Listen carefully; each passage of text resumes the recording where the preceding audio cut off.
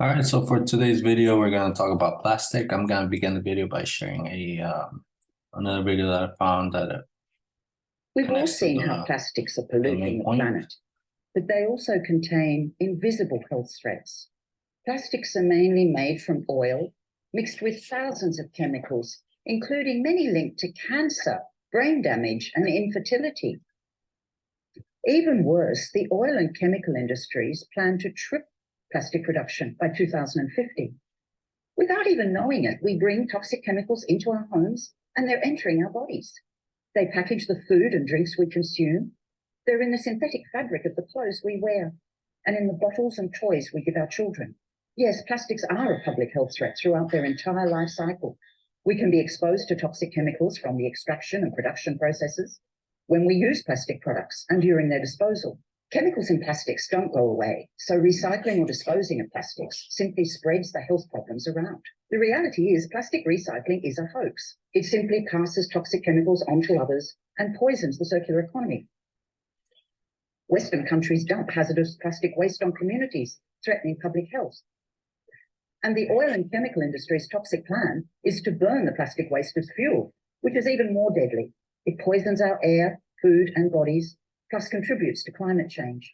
The current situation is totally out of control, but there are changes we can make now to intervene at all stages. We should have the right to know when plastics contain dangerous chemicals. We must demand global policies to end the use of toxic chemicals in plastics. We must hold plastic makers financially responsible for the harm done by their products.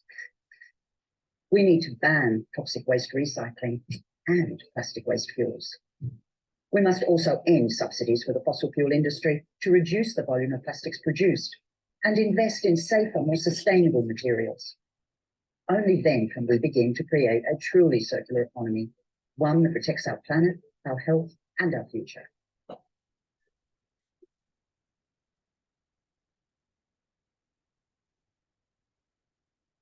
All right, so this is the link for the video I showed you. If you want to go watch it again, just go ahead and use the link.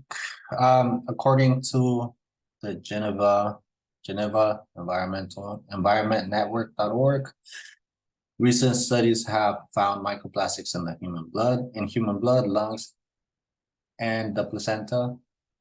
So it's basically not only affecting us right now, but it's affecting the future, the kids before they're even born. Once they're born, what do? We start using plastic bottles, plastic toys, plastic teething toys.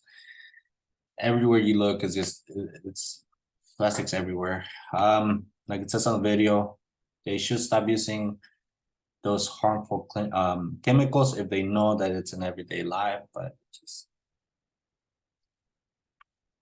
plastic toxicity will kill us all in future generations. Micro and nanoplastics are found in people's blood, lungs, and placenta. The main microplastic exposure route for humans is ingestion, followed by inhalation and dermal exposure. What I mean by ingestion is that everything that you eat comes in plastic now. Well, not everything, but mostly. If you go to the supermarket, you see everything that all the sauces that you use, or most of the sauces that you use, come in plastic bottles, ketchup, ranch. The majority, right? You go to the meat section, they're wrapped in what? In plastic. So whenever you buy this stuff, there's little microorganisms from the plastic that just stay in the food and then you ingest it. There was a New York Times article that that talks about this as well, and they estimate that the average American eats about 5 grams of microplastics every week. That's a lot. I wrote it on here. That's about the weight of a credit card. That's a lot to be eating per week, especially if those plastics have toxic chemicals inside them. It just stays in your system, until you eventually get sick, get cancer, or get one of those bad illnesses that come from ingesting this chemicals. Some states made plastic bags illegal. It's a little helpful, but if you go further than the plastic bags, all of these aisles contain plastic containers. Makes no sense that they're just banning the bags instead of banning the containers, right? Here's some tips to stay away from plastic. I would say transition from plastic to glass or metal.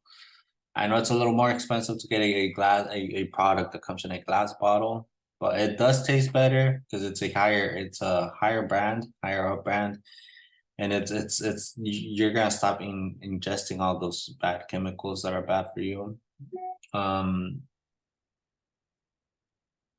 Also, another thing to think about is that these plastics, they're not only harmful to you, but once you throw them away, they do end up in landfills, they do end up in the ocean, and they take hundreds and hundreds of years to decompose on their own. Benefits for stepping away from plastics. I don't want to say the benefits from stepping away, but this is how, if you yourself kind of take a step back from using plastics and go to glass or metal. The average American family has about 3 to 5 people in the household.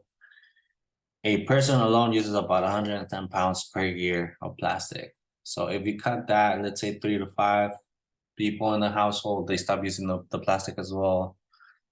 That's about 500 less pounds per year per family. And then those families, when they grow up, they create their own families and just so on and so on. And this will be helpful from stepping away from plastics altogether. I know some people think that it's okay just to recycle, but it's really not. Like on the video, it does show you this. It's a cycle that they're just trying to it's like a hamster wheel. You buy, you throw away, you recycle, buy, recycle, buy, recycle. They're just making new products with new chemicals. It's just bad. Today we discussed the effects on plastics can have on our health and ways we can change that. If you decide to change the way you consume now, you and your descendants will be on their way to a healthier lifestyle. And these are my sources. All right, that was my video. I encourage people to do some more research on it. I only had 9 minutes to talk about this. Go do your research on it. It's everywhere. It's bad for you. It stays in your system. Eventually, the cancer is very scary. A lot of these chemicals cause that. So just people be aware, do your research on the subject.